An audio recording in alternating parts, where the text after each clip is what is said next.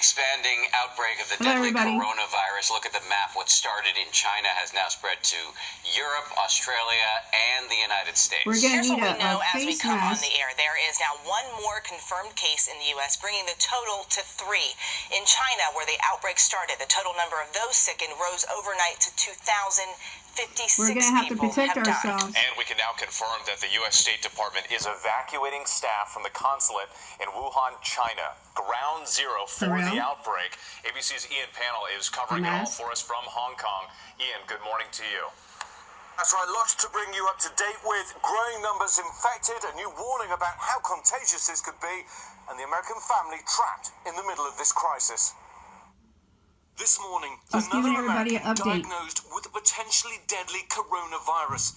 The patient in Southern California is the third to be diagnosed with a new pneumonia-like virus in the U.S. The Centers for Disease Control and Prevention confirming they'd been to the Chinese city of Wuhan, the epicenter of the outbreak, and tested positive for the virus overnight. The patient's in isolation and said to be in good condition, but officials warning more people will likely become infected. This as the outbreak escalates yet again. There are now 15 countries and territories worldwide with cases. This morning, Chinese health officials saying more than 2,000 are now infected there and 56 have died. The Chinese health commissioner now warning the source of the infection still unknown. The harmfulness of the coronavirus to people of different ages is now changing.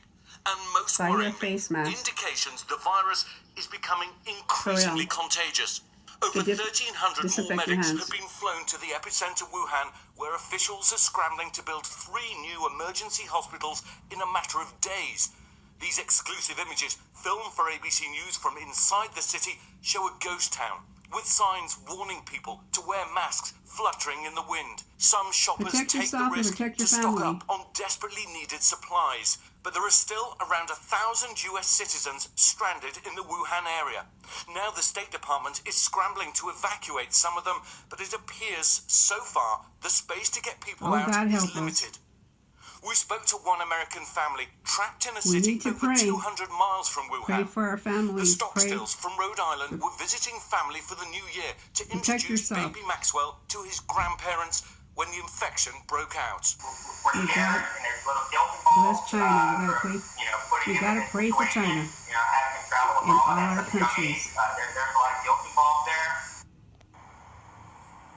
Well, as you'd expect, Patrick and his wife Ping are desperate to get their kids out, but they're also afraid that even if space opens up on one of those Mercy missions, they won't be allowed to travel on the roads to get to the airport. Dan? And Ian, a particularly worrisome development. Chinese officials are now saying this virus is infection even in its incubation period before any symptoms show. You can watch this video on YouTube. Yeah, that's right, and that's likely to worry many. Remember the deadly SARS and Ebola outbreaks that killed hundreds in Asia and Africa. Well, in those cases, a person was only deemed infectious when those symptoms appeared. Now, scientists, this is just what the Chinese are saying, still needs to be verified. The scientists in China are saying that people could be infectious without any symptoms. And of course, that could make it much harder to detect and control. Dan? Yeah, very problematic if true. Ian Pannell, thank you very much. Hi, everyone.